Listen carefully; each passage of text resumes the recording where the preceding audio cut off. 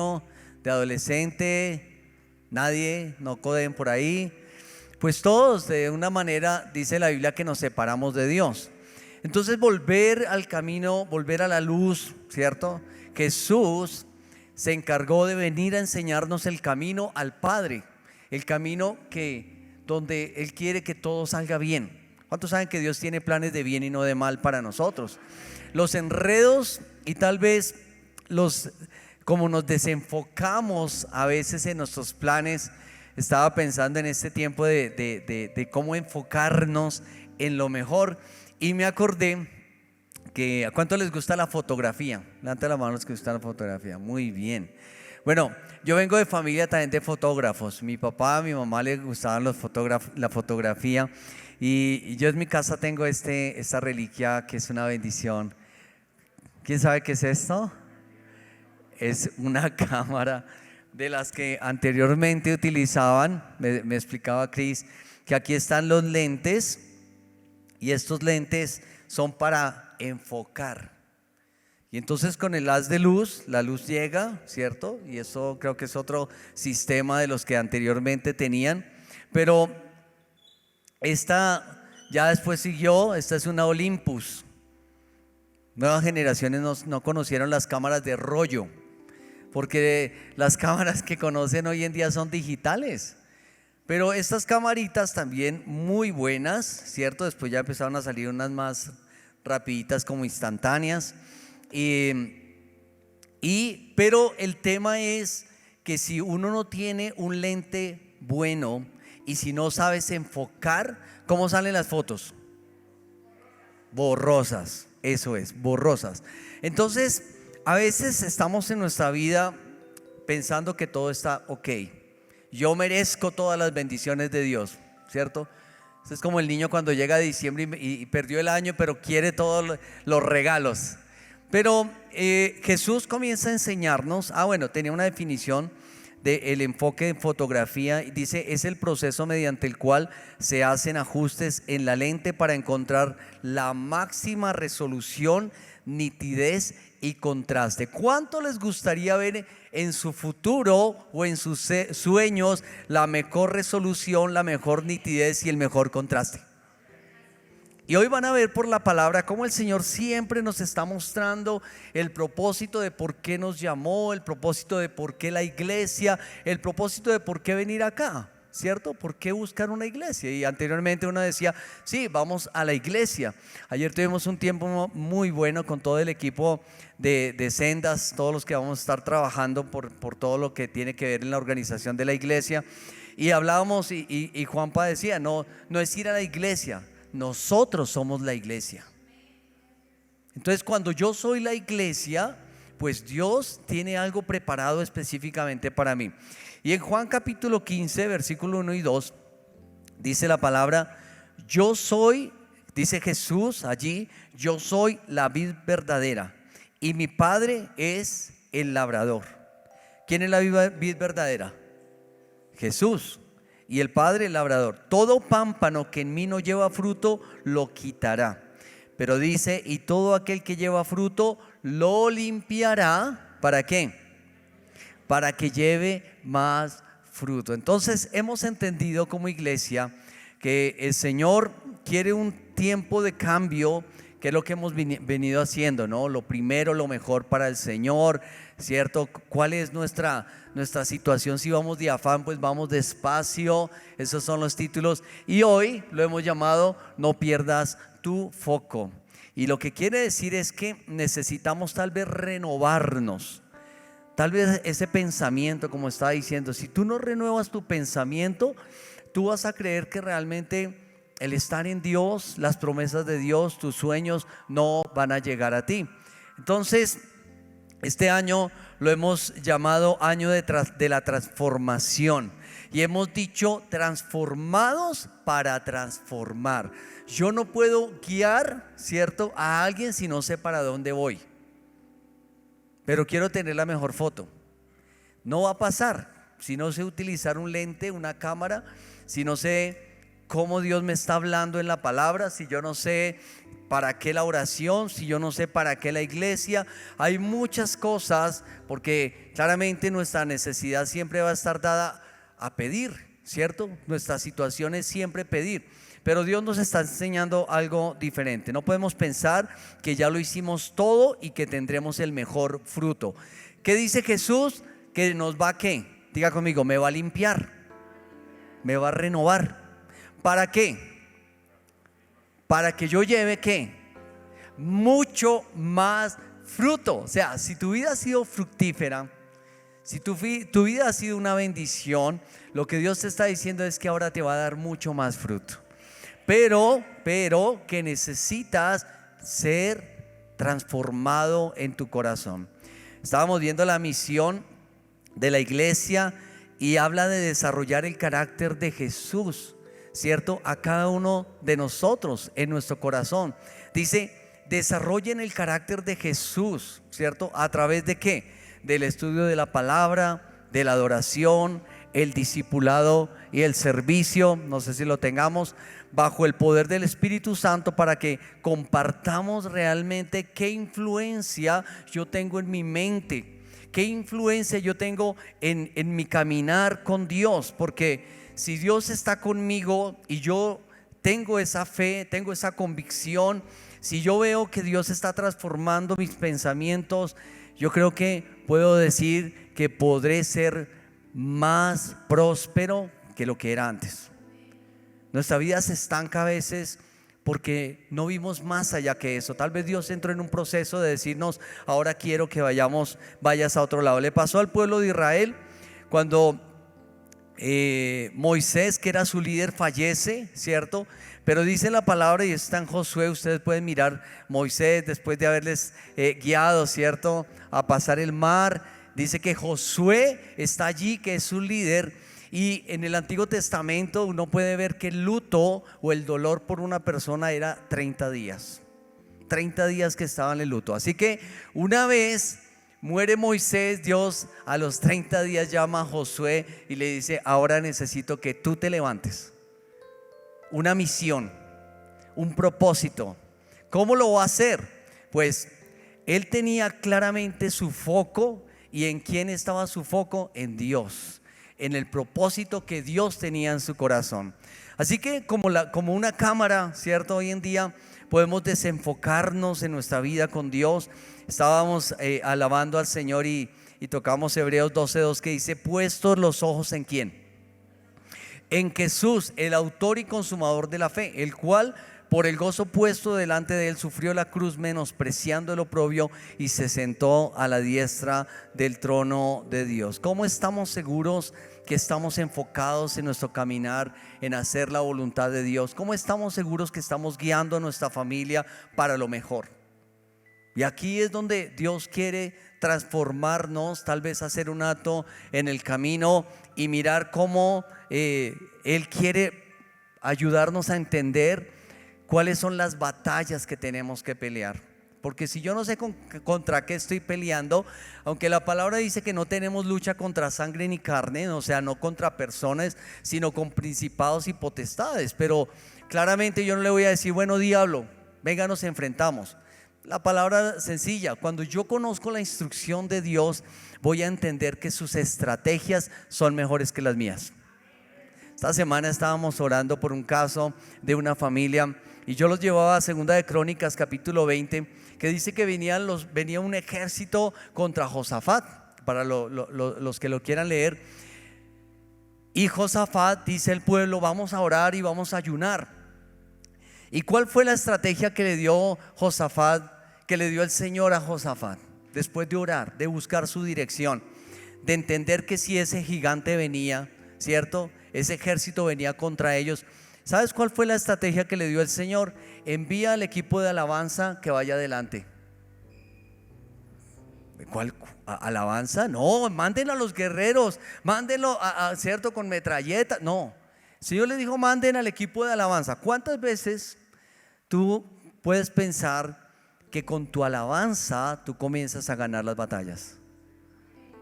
Por eso a veces no es cantar, estamos nada menos y nada más que declarando, profetizando, ¿cierto? Las virtudes, el poder de Dios sobre nuestras vidas. Pero es cuando llenamos nuestra vida de alabanza, nuestros hogares de alabanza, pues podemos ver realmente cómo Dios comienza a obrar. Si quieren, por un momento, los que todos, ¿cuántos tienen Biblia?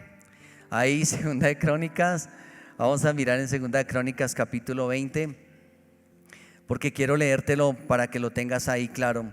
Dice capítulo 20 versículo 20: y cuando se levantaron por la mañana salieron al desierto de Tecoa, y mientras ellos salían, Josafat, estando en pie, dijo: oídme, Judá y moradores de Jerusalén, creed en Jehová vuestro Dios y estaréis seguros, creed a sus profetas y seréis prosperados.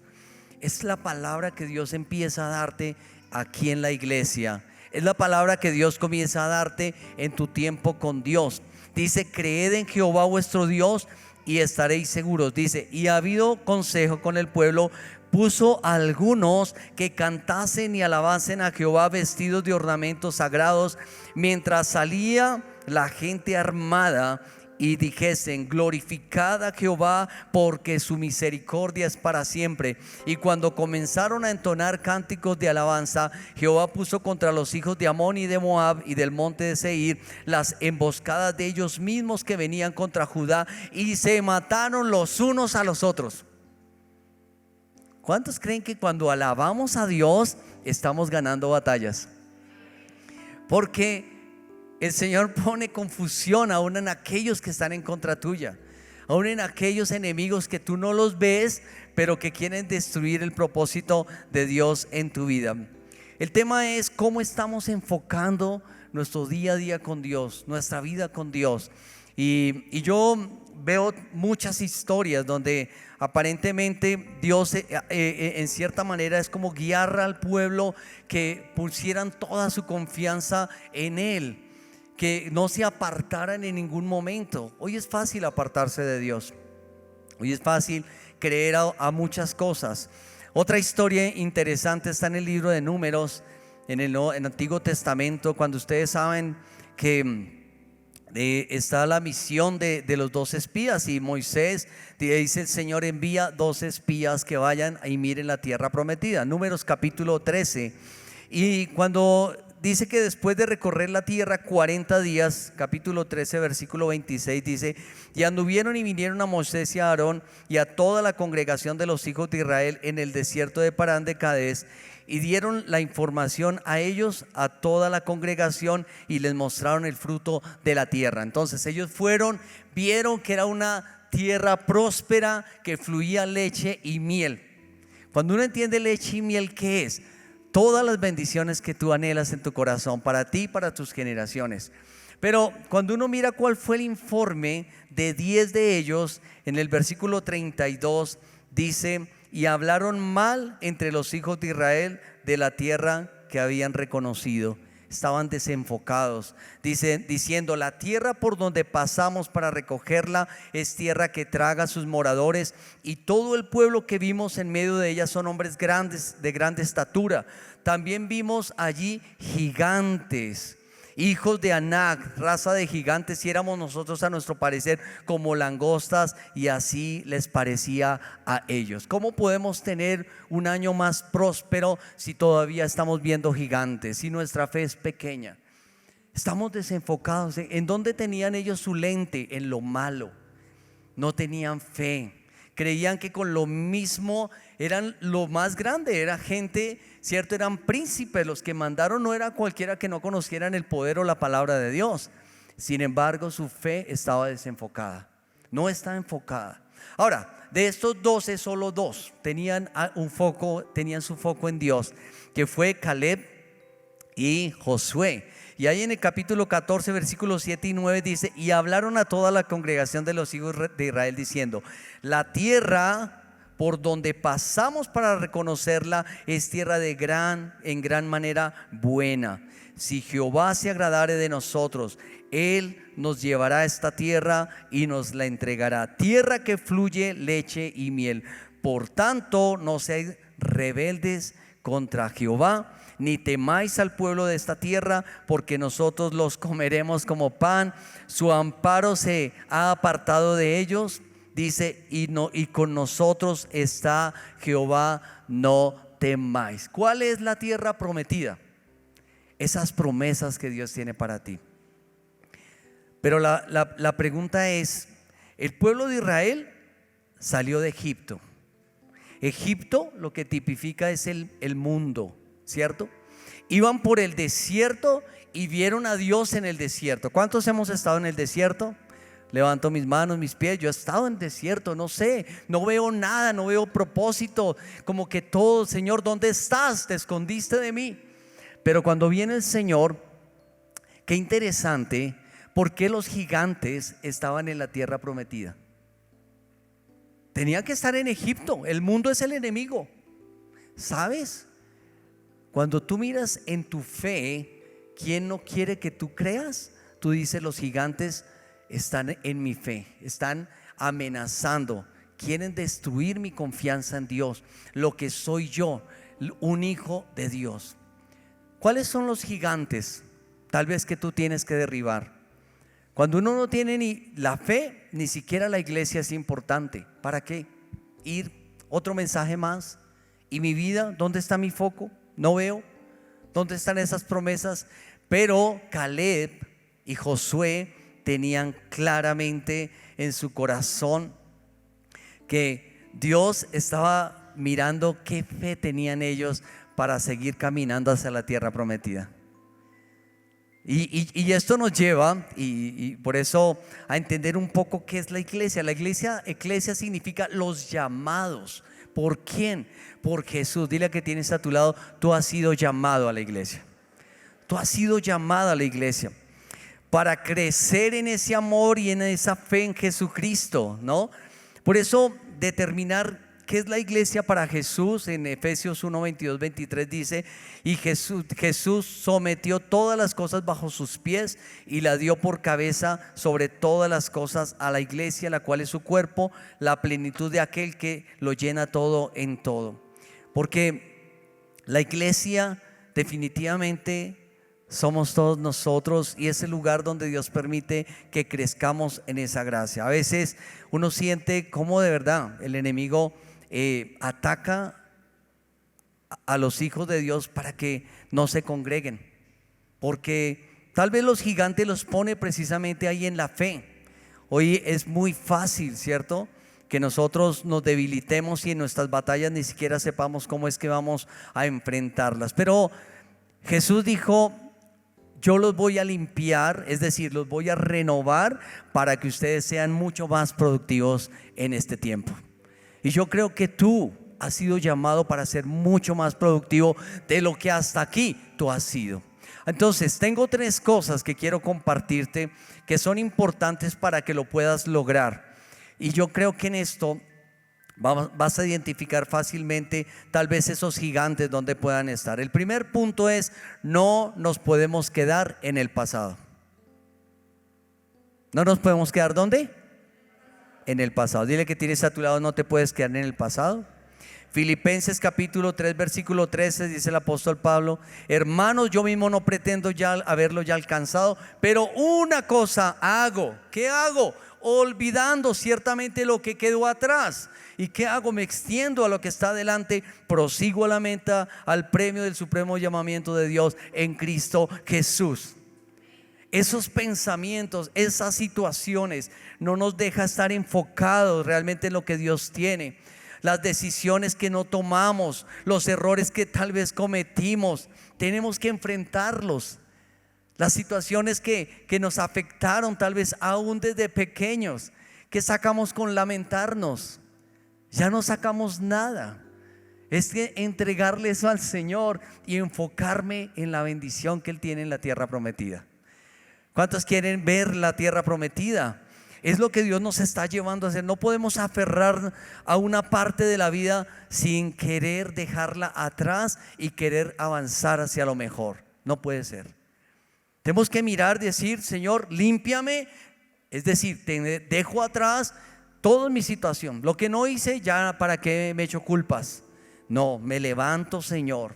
Y ese gigante, ese recuerdo, esa situación tal vez que me pasó, Señor, yo no me aferro más. El Señor le dijo a Josué: deja tu luto, deja tu dolor por lo que haya pasado, te levantas porque yo te necesito que camines con mi pueblo hacia la tierra prometida. Eso es lo que necesitamos. Si mi mente no es renovada, yo voy a terminar haciendo lo mismo. Hablaba con una pareja feliz, hermosa, se quieren casar, todo esto. Y cuando uno mira cuál fue tu trasfondo, y sin quererlo uno termina repitiendo historias. Y uno dice: ¿por qué? Porque uno tiene que morir a ese pasado y hacer que Dios haga nuevas todas las cosas. Pero número 2, lo importante de poder enfocarnos es tener una relación con Dios vital. Diga conmigo: vital. Lo que significa es que los cambios biológicamente dan vida. Hay que cambiar, hay que renovar, hay que transformar. Por eso este año, iglesia, si queremos ser transformados para transformar. Si yo soy un hombre de fe, soy un hombre de visión. Y si soy un hombre de visión, fácilmente me va a seguir mi familia. Pero si yo estoy aislado, si yo estoy estancado, es decirles: hasta aquí Dios pudo hacer en tu vida. Lo que el diablo te pone, ¿no? Muchos creen que el diablo tiene más poder. Y Josué tiene una palabra muy bonita que me gusta en Josué 1, 8 y 9. En la Nueva Traducción Viviente dice, le dice el Señor: estudia constantemente este libro de la ley. ¿Quién le está diciendo? El Señor le dice: tú necesitas instruirte, renovar tu mente para poder instruir a los demás. Entonces, estudia constantemente este libro de la ley. Medita en él en la mañana. ¿No? ¿Qué dice? De día y de noche. ¿Qué hacemos en la noche? Pastor, ve la novela. Está bien. Pero si tú quieres llegar a la tierra prometida, tienes que empezar. Y y ayer le decía a la iglesia, hoy por hoy tú puedes ver mensajes de todas las iglesias. Hay iglesias gigantes, hay iglesias, y uno puede escuchar, pero nosotros tenemos una doctrina, una sana doctrina, una palabra que Dios nos está dando cada 8 días. Hoy en día tenemos la bendición y Dios nos ha dado la bendición de poderlas grabar. ¿Para qué? Para que cuando tú llegues durante la semana, tú te puedas sentar, ver la enseñanza y tomar tus versículos y comenzar tú mismo a meditar la palabra. Hoy te vas con una información, pero tú tienes que sentarte y estudiarla para poderla instruir, enseñar, instruir a los demás. Porque no es por ósmosis, no. Yo me acuesto esta noche con la Biblia y en la mañana ya me sé Juan 15, no va a pasar. Pero el Señor le dice: para asegurarte de obedecer todo lo que allí está escrito. Pregunta: ¿cuántos estamos seguros que estamos obedeciendo a Dios?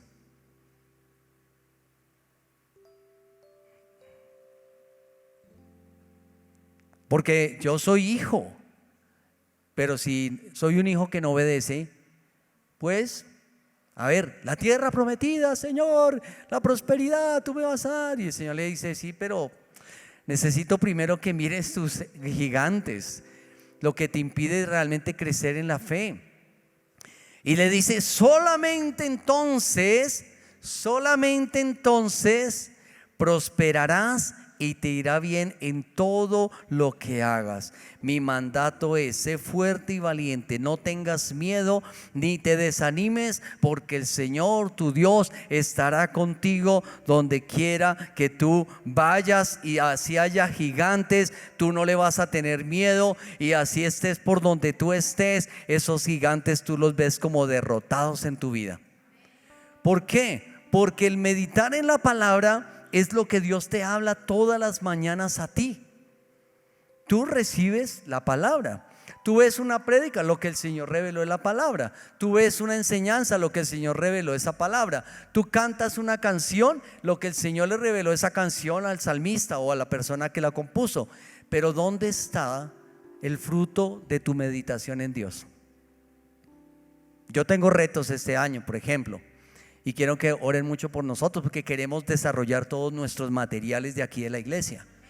Porque el Señor está levantando maestros, está levantando personas ya que quieren instruir. ¿Y nosotros nos vamos a quedar en la banca todo el tiempo? No, porque tenemos que ser productivos.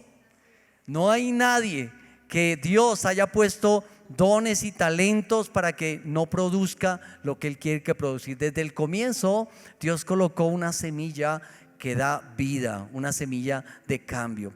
Entonces muchos están con mucha letra, pero están sin vida, ¿cierto? Y el Señor quiere avivarnos desde este tiempo. Pero número 3, necesitamos trabajar en nuestra fe. ¿Cuántos creen que necesitamos trabajar en nuestra fe? En Juan 15, ahí mismo, ustedes pueden buscar Juan capítulo 15, versículo 7 y 8. Juan 15, versículos 7 y 8. ¿Cuántos tienen Biblia? ¿Cuántos levantan manos que tienen Biblia? ¿Los que la tienen virtual? ¿Los que la tienen física? ¿Los que la tienen en la casa?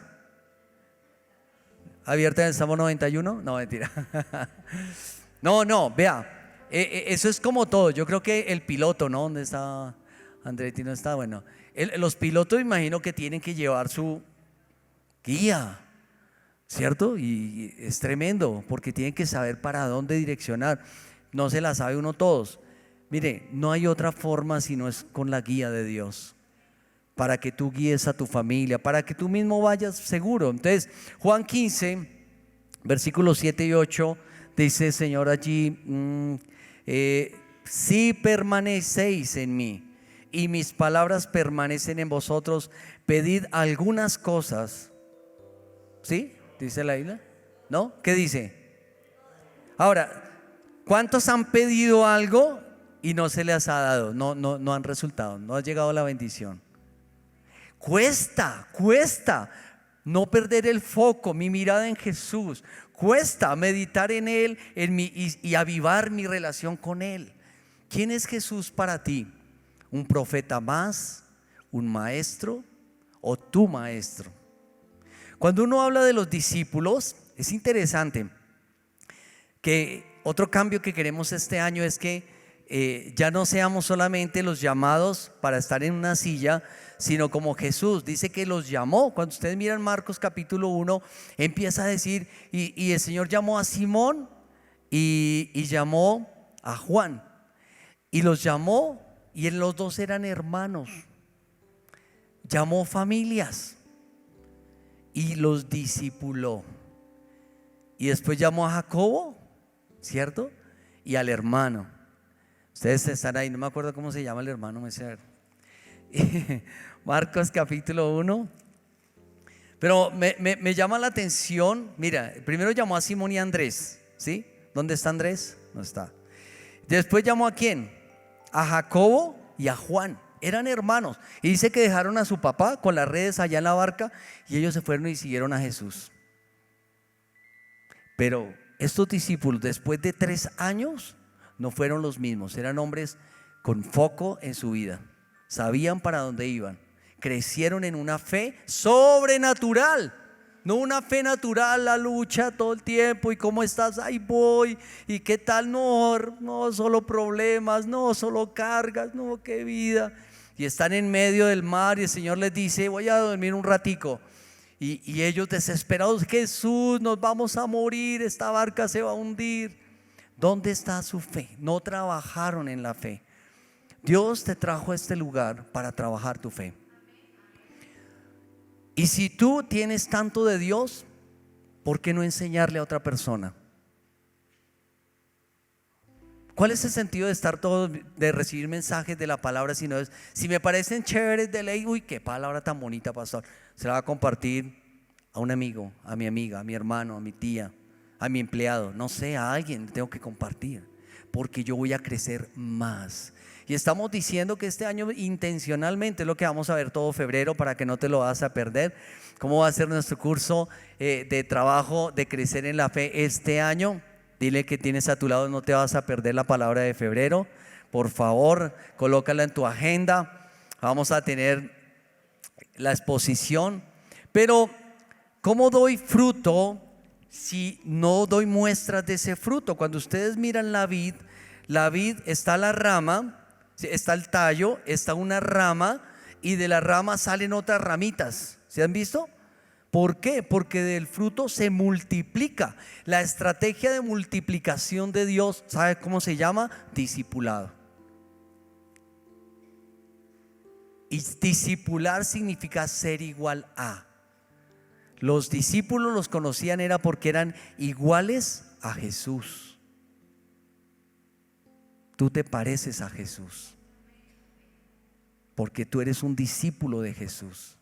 Lo que quiere decir es que si tú compartes tu vida, eso que sabes, con otra persona, lo vas a hacer también igual a Jesús.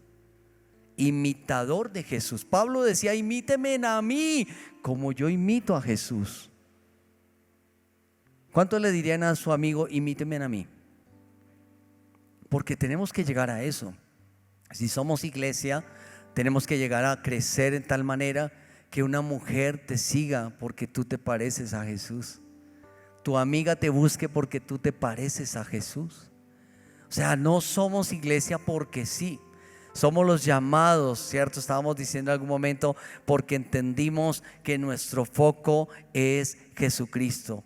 La iglesia es un campo de crecimiento constante en nuestro carácter, porque servimos, amamos, ¿cierto? Adoramos a un Dios, a un Jesús que nos ha dado todo lo que nosotros somos. Y por eso nuestros pasos de fe, ¿cierto?, están dados en creer que a través de un discipulado, a través del Señor, todos los días podemos crecer algo más en su gracia. Estaba anoche estudiando y me encontré una nota de mi mamá. Mi mamá, ella amaba al Señor con todo su corazón, predicó del Señor, enseñó, trabajó, hizo misiones, hizo de todo. Y su vida cambió, su foco se perdió cuando mi papá murió.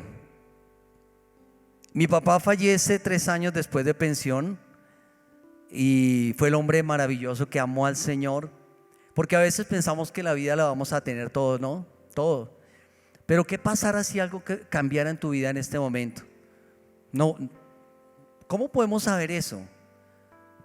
Fallece alguien que tú amas mucho, tu esposa, tu esposo, un hijo, no sabemos. ¿Y cómo está tu foco en Dios, tu fe en Dios para sostenerte? Pues mi mamá, todo el mundo dijo: no, ahorita entró en grave. 33 años de casados tenían ellos y 30 años de trabajar en el Banco de la República. Le gustaba la fotografía a los dos.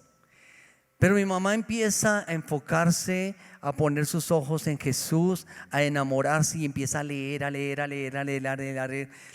tanto. Mi mamá no hizo una carrera profesional, pero tú le preguntabas: tengo un amigo que perdió a su hijo, y mi mamá le decía: ¿sabes qué? Regálale este libro, regálale este libro, regálale este libro. Tenía palabra de Dios para todos.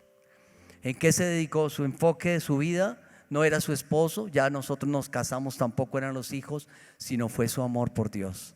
Y con su amor por Dios enfocó en la vida del dolor y la tristeza de muchas personas realmente lo que Dios podía hacer. Mucha gente recibió. Ahora, si nos preguntan a nosotros cómo está nuestra fe, ¿cómo ven nuestros hijos nuestra fe en Dios? ¿Cómo ven nuestros amigos nuestro caminar en Dios? ¿Gigantes? Uy, no, es que ser cristiano es tenaz, hermano, eso es mucho. No, eso. ¿Cuál gigante?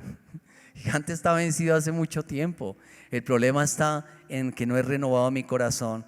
Y en esas notas que encontré, mi mamá decía: cuando cavas creyendo a Dios, caminarás en fe. Así con su letra, no sé, los que la conocían decía: Él nunca falla. Y me dejó una palabra que yo la leí después. La noche fue muy bonito porque ella creció en su amor por el Señor. En Génesis capítulo 26, dice: después hubo hambre en la tierra, además de la primera hambre que hubo en los días de Abraham, o sea, el hombre de la fe, el padre de la fe. Y se fue Isaac a Abimelech, rey de los filisteos, en Gerar, y se le apareció Jehová y le dijo: no desciendas a Egipto, es decir, no busques en el mundo lo que no tienes que buscar. ¿Por qué? Dice: habita en la tierra que yo te diré, habita como forastero en esta tierra, y estaré contigo y te bendeciré, porque a ti y a tu descendencia daré todas estas tierras, y confirmaré el juramento que hice a Abraham tu padre. Descendencia, herencia, la tierra prometida. Tú y yo tenemos que crecer en fe por las generaciones que alcancen esa bendición. Isaac dijo: no, estamos mal, estamos llevados, estamos, ¿cierto? Y el Señor lo paró. Hay una promesa que le hice a tus padres, que creyeron en mí, que derribaron los gigantes. Ustedes van a tener la mejor tierra. No necesitan venderse al mundo para tener lo que quieren. Hoy es tan fácil perder la fe. ¿Y dónde van a quedar nuestras generaciones? Y me gusta mucho Jacob. Jacob es otro hombre. Dice en capítulo 28, donde él establece que teniendo un sueño, ¿cierto? Ustedes se acuerdan, ya de otra generación diferente. Y en el capítulo 28, en versículo 12, uno puede encontrar allí en la palabra, cómo él tiene un sueño donde dice que es una escalera que va de la tierra al cielo, ¿no? Como en esos temores que a veces tenemos, de dónde vendrá nuestra provisión, de dónde vendrá nuestra bendición. Y en ese sueño dice que mientras dormía soñó que una escalera que se extendía desde la tierra al cielo, y vio a los ángeles de Dios que subían y bajaban. En el versículo 12 estoy leyendo allí. Pero dice que se despertó del sueño y dijo: ciertamente el Señor está en este lugar. Qué tremendo. Y yo ni me di cuenta. Dios está en este lugar. Muy poquitos amenes. Dios está en este lugar. Y dice: ¿por qué? Porque te está colocando no para que tú vayas de un lado para otro, no, sino para que tú establezcas un lugar donde crezca tu fe, donde tú empieces a tu trabajo de transformación, donde tú veas la bendición de Dios. Dice: y a la mañana siguiente Jacob despertó muy temprano y erigió como columna conmemorativa la piedra en la que había reposado la cabeza, y después derramó aceite de oliva sobre ella. Llamó a aquel lugar Betel, que significa casa de Dios. Y era el primer momento donde decía: esta es casa de Dios, aunque antes se llamaba Luz. Y dice: luego Jacob hizo el siguiente voto: si Dios en verdad está conmigo y me protege en este viaje, y si Él me provee de comida y de ropa y de todo lo que necesito, y si yo regreso sano y a salvo a la casa de mi padre, entonces el Señor ciertamente será mi Dios, y esta piedra que levante como columna conmemorativa será un lugar de adoración a Dios, y yo le daré a Dios 1/10 de todo lo que Él me dé. ¿Cómo debemos nosotros enfocarnos en este tiempo? No por nosotros solamente, sino por todas las familias que el Señor quiere levantar en una transformación de sus corazones. Sabes, hay tanta gente mal, en desierto, y tú y yo tenemos la riqueza de un amor diferente. No podemos quedarnos en unas sillas, tenemos que actuar. Tenemos que actuar, familia. ¿Qué es lo que motiva tu corazón para tener, para poseer y para desear? Si no es que alguien diga: esta es casa de Dios, aquí tengo un encuentro con Dios todos los domingos, y mi trasegar por esta vida tiene que dejar huella. Hay un nuevo pacto, ¿cierto? Dios lo estableció y está llamando a esta iglesia a dejar un legado, no a estar de paso o de visita, porque cuando tú visitas, tú no tienes ningún compromiso con Dios ni con nadie. Ahí las iglesias están llenándose. Pero nosotros sí queremos, no porque esté mal, claramente tú lo puedes recibir, pero entendemos que tú tienes un llamado de parte de Dios y tú no puedes renunciar por los gigantes. Entonces, ¿qué vamos a hacer? Número 1, ¿qué vamos a hacer? Diga conmigo: dejar atrás. Vamos a dejar atrás todas aquellas situaciones, circunstancias que tú sabes que han permeado tu fe, que te han quitado tu gozo, que te han quitado tu bendición, que te han quitado aún el propósito del por qué el Señor te llamó. Pero número 2, vamos a hacer con Dios una relación vital. Wow, eso me llama. Vamos a meditar con Él. Siéntate temprano. Yo estoy guiando esto a las familias con nuestros hijos y con mi esposa, y nos hemos acercado a algunas familias a decirle: ¿por qué no cubres a tu familia? Porque ahí es donde Dios quiere obrar. Dios no quiere llamar al vecino para que les cuente. Dios te quiere hablar a tu corazón para que tú les hables a tus generaciones. Isaac, Jacob, Abraham, tus generaciones, y después hubo un vacío en la tierra. No, yo no quiero eso. O sea, yo no quiero que tú dejes a tus generaciones en un vacío. Así que aviva tu fuego con Dios. Pero número 3, crece en tu fe con Dios. Enfócate en este tiempo. Si Dios te ha traído a este lugar, seguramente tú vas a decir: bueno, este es el año. No sé cuántos años llevas viniendo a la iglesia, o no sé si es por primera vez que tú estés viniendo a la iglesia, pero yo creo que Dios te quiere mostrar que Él tiene la tierra prometida para ti. No ha terminado su obra en nosotros. Yo quiero que te pongas en tus pies por un momento y quiero orar contigo esta mañana, porque Dios es fiel. Hay una palabra que utilizaba Jacob, y el Señor le decía: esta es puerta del cielo. Yo creo que la iglesia es puerta del cielo, porque hay una provisión para ti hoy. Si tú crees, levanta tus manos y vamos a adorar al Señor por un momento. Y yo quiero que tú pienses: ¿cuál es el significado? ¿Por qué Dios te llamó? ¿Por qué ha puesto tanta gracia? ¿Por qué ha puesto tanta inteligencia? ¿Por qué te ha prosperado tanto? Si no es para que tú ayudes a crecer, a extender la palabra, a extender el reino de Dios, a extender la iglesia. Si tú eres iglesia, Dios te ha llamado no para que vuelvas atrás, no para que mires lo malo. Dios te quiere mover hacia la tierra prometida, como Caleb, como Josué. Que tomen su lugar, que enfrentes tus gigantes hoy y que te digas: Señor, tú me darás el poder para poder batallar contra estos gigantes. Vamos a decirle: Señor, yo me quiero enfocar en ti, puestos los ojos en Jesús, el autor y consumador de la fe. Señor, esta mañana te doy gracias por tu palabra. Te doy gracias por ayudarme a entender, Señor, que tal vez estos gigantes que me han perseguido por muchos años no me han dejado crecer, enfocarme en la vida que tú tienes para mí. Dios te ha puesto hoy que te tiene para grandes cosas. Siento que muchos estaban dejando llevar por gigantes en su vida, creyéndole a esos gigantes que son mentirosos, porque no tienen lugar en tu corazón y en tu futuro. Tu futuro será el mejor en las manos de Dios.